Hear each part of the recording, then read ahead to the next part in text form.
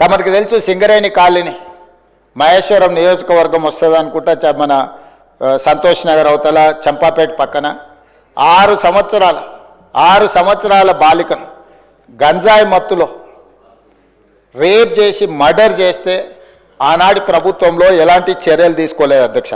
అదేవిధంగా అధ్యక్ష 2020 సంవత్సరంలో దేశంలోనే మహిళలపై జరిగిన అత్యాచారాలల్లో ఆనాటి రాష్ట్ర ప్రభుత్వం 4వ స్థానాన్ని సాధించింది అధ్యక్ష. తెలంగాణ రాష్ట్రం మహిళల మీద జరిగిన మొత్తం చిన్నారులపై వీళ్ళపై అగత్యాలు జరిగిన దాంట్లో ఎన్సీఆర్బీ ఇచ్చిన నివేదిక ప్రకారం రాష్ట్రం 4వ స్థానంలో ఉండే అధ్యక్ష.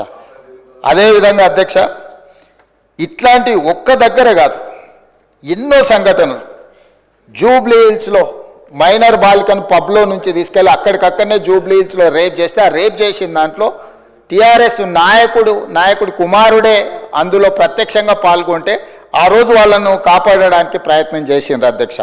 అదేవిధంగా అధ్యక్ష వక్ఫ్ బోర్డ్ చైర్మన్ కొడుకే ఆ రోజు కేసులో ఉండడానికి కేసు కట్టడం జరిగింది అధ్యక్ష. సరిగ్గా నేను ఎక్కువ దూరం వెళ్ళి ఆరోపణలు చేయదలుచుకోలేదు. ఆ రోజు ఉన్న ఒక మంత్రి గారి కుటుంబానికి సంబంధించిన వాళ్ళ మీద కూడా వచ్చిన ఆరోపణలు మీ అందరి దృష్టికి వచ్చినాయి అధ్యక్ష. అదేవిధంగా ఈరోజు ఇట్లాంటి సంఘటనలు జరిగినప్పుడు మన అందరం కూడా బాధితుల పట్ల సానుభూతితో నుండి నేరగాళ్ల పట్ల కఠినంగా వ్యవహరించడానికి సహకరించాలి. అట్లా కాకుండా ఇదేదో ప్రభుత్వమే ప్రత్యేకంగా ఈ చర్యలు చేసే వాళ్ళను కాపాడుతుంది అన్నట్టుగా ప్రధాన ప్రతిపక్ష పార్టీ ఈ రకంగా ఆరోపణలు చేయడం, తద్వారా ఒక ఆందోళనకరమైన పరిస్థితి కల్పించి తెలంగాణ రాష్ట్రంలోకి వచ్చే పెట్టుబడులను రానియకుండా, పెట్టుబడులు ఎప్పుడు వస్తాయి అధ్యక్ష? శాంతి భద్రతలు పెట్టుబడిదారులకు రక్షణ కల్పించినప్పుడే రాష్ట్రానికి పెట్టుబడులు వస్తాయి.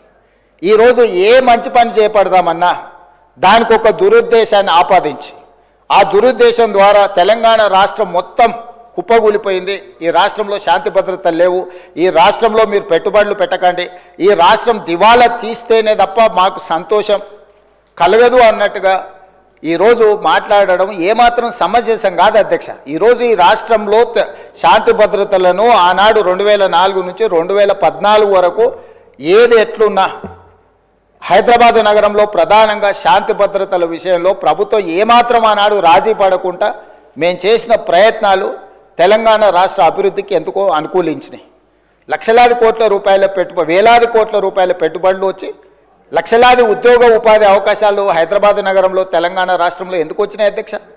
ఆనాటి ప్రభుత్వాలు తీసుకున్న నిర్ణయాలు, నేరగాళ్ల పట్ల వ్యవహరించిన తీరు, కఠినంగా వాళ్ళని అణచివేయడంతో ఈ రాష్ట్రానికి పెట్టుబడులు వచ్చినాయి, సంస్థలన్నీ వచ్చినాయి అధ్యక్ష.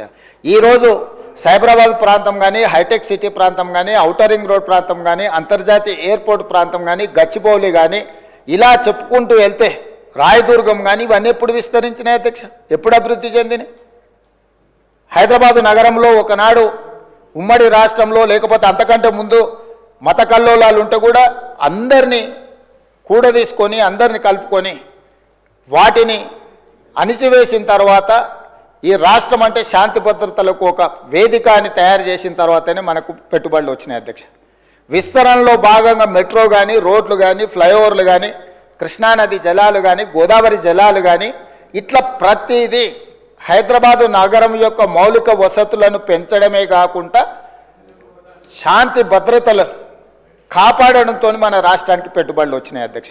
ఈరోజు ఒక మంచి ఉద్దేశంతో చేపట్టిన చర్యలను కూడా మీ స్వార్థం కోసం ఈ ప్రభుత్వం విఫలం చెందింది అని చిత్రీకరించాలన్న ఆలోచనతోని ప్రభుత్వం మీద, కాంగ్రెస్ పార్టీ మీద చేసే దాడిలో భాగంగా తెలంగాణ అభివృద్ధి మీద కూడా మీరు యాసిడ్ దాడులు చేసే పరిస్థితులు వచ్చినాయి అధ్యక్ష. తెలంగాణ కుప్పగూలాల